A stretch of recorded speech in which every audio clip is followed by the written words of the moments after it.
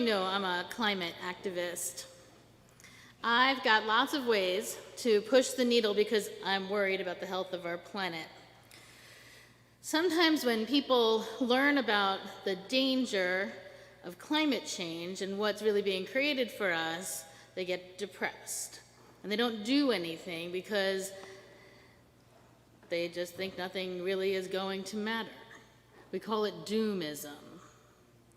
Doomism isn't any better than denialism because it's not helpful. To counter doomism in the climate movement, we try to have some fun. So today, we're going to have a little fun. If you're afraid, then you really just can't function, right? I mean, when you're so scared you can't move, you can't get anywhere, we can't do anything. And in this climate movement, it happens a lot, where people just feel frozen. And that's when we try to lighten the mood. So if you're an activist like me and you get a little worried and you spend some time trying to make a change, but you get discouraged because change isn't happening fast enough, it is time to enjoy yourself a little bit.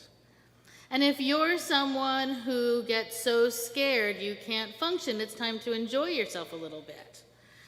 And if you're someone who just walked in off the street for no reason at all, it's probably time to enjoy yourself a little bit.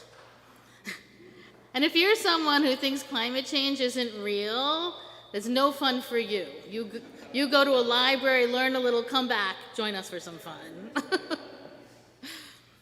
The thing about this planet is that it is the platform for all life. It's amazing that life was formed here, that so many things have come together over millions of years to support the very complex systems thriving here on Earth. Everything that's ever happened in our history, everything that ever will happen, happens right here on this planet, on this fragile and ancient planet. The planet like this.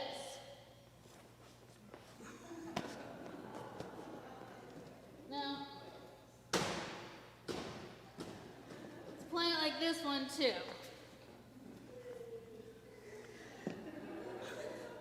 We've been having fun in my household.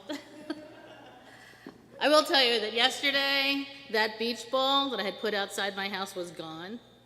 We had to search my neighborhood. It had gone out and made friends. We brought him back home. So I'm going to tell some stories. They're not big or important stories. They're probably not all that interesting.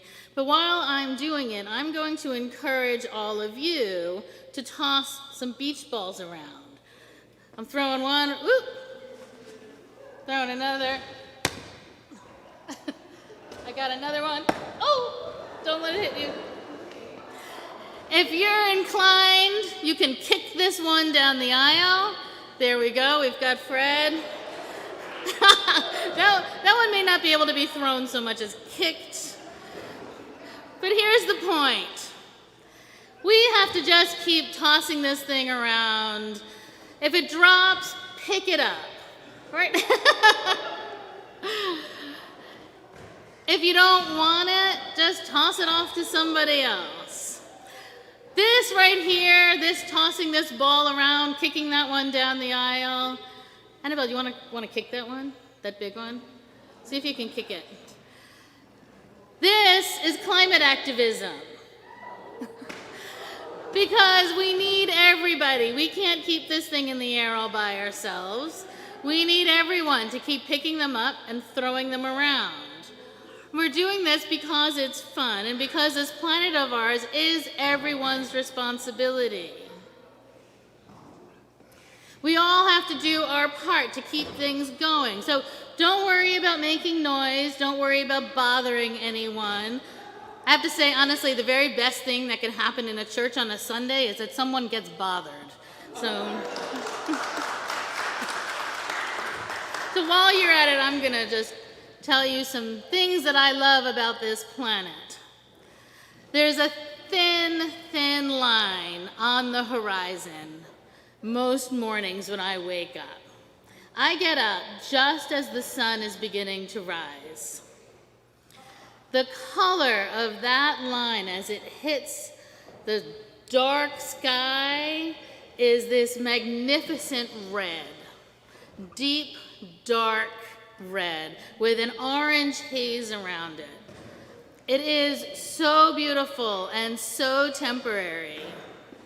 Within minutes, the planet moves to reveal more of the sun, quickly shifting to this yellow light we're more used to.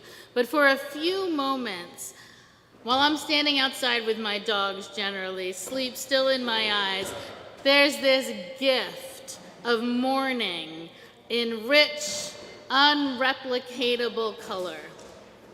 If I wasn't so tired, I would probably clap and cheer. Instead, I just whisper, "Thank you." Do you ever do that? Does anyone ever say thank you for some natural event or thing you see or experience here on Earth? Do you ever do that? I love it when I'm taken by surprise, like the smell of a hyacinth when you're walking by and not expecting something glorious to take over your senses. Right? Those flowers emit a very strong, sweet floral scent that catches me off guard. And I totally agree about the peonies. I have peonies that grow outside my house, and it has that same experience, right? You walk by and you don't expect it, and then you're just overwhelmed with the beauty of it. I was actually going to put some in the back to surprise you all as you walk by it, but I think their season has gone. Has anyone ever been caught in the rain? A long time ago, I was walking across campus on a hot May day. Go ahead, you can, yeah, oh good, the choir's in on it. This is what I'm talking about. These kids right here, see, they know how to have fun. Who's going out there with them? So I was walking across campus on this really hot May day. I was wearing a sundress and a wide belt around my hips. Lots of other students and faculty were also walking around. And out of nowhere, there was this deluge. So much rain coming down. Everyone screamed around me and ran, which is what I started to do. But then I stopped, right? I was already soaking wet. I always wonder why we run, like we're already wet. Where are we going? So I stopped. I watched as everyone fled. I have to tell you, I loved them as I watched them all sort of crashing into the doors of these brick buildings. I was on my college campus. But then I was alone. And I took off my shoes. And I tied the bottom of my dress so it didn't get too wet. And I walked slowly. I was feeling that warm water all around me. There was lightning and thunder, which I swear I could feel. And the rain was loud and the sky was loud, but I felt quiet as I made my way to class.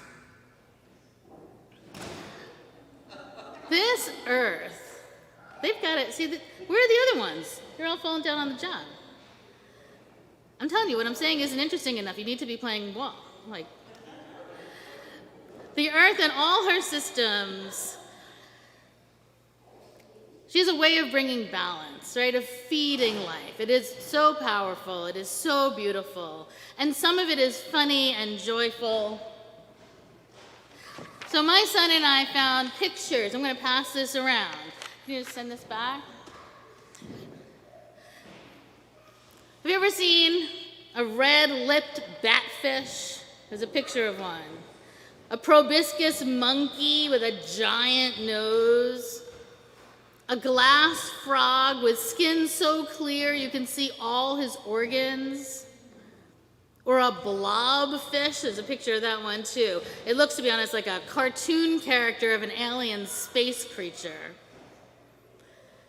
There are the nearly immortal animals like the tardigrades, the regenerating flatworm, and backward aging jellyfish. There's a picture on there of two Komodo dragons dancing and a sloth smiling. Animal life is not only astonishing in its diversity, but it's downright funny. So those pictures, just take a look at them, like really take a look at them. Because they are beautiful, and they're hysterical, and they're real, and this is life on this planet. I am sure that I'm not the only one with experiences, so I'm going to do something I've never done in a worship service before. I said to Reverend Jude right before this started, this service is going to be a learning experience for me. So here's what we're going to do, just very quickly. By the way, I really appreciate the support of that. You're going to turn to somebody next to you, and here's what you're going to tell them. You're going to tell them about something gorgeous, glorious, beautiful, or some moment on this planet that just struck you so hard you still carry it with you. Can you do that? Turn to someone. You've got just 2 minutes, not too long, but let's tell each other a story.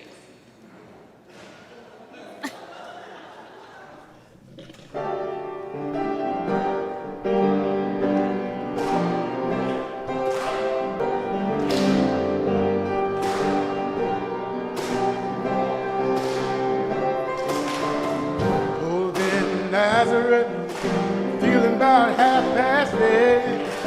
I just need some place to hide, some place I can hide my head. Hey, mister, can you tell me where I might find a bed? He just grinned and shook my head. It was all he said. Take a load off Fanny, take a load for free. Take a load off Fanny.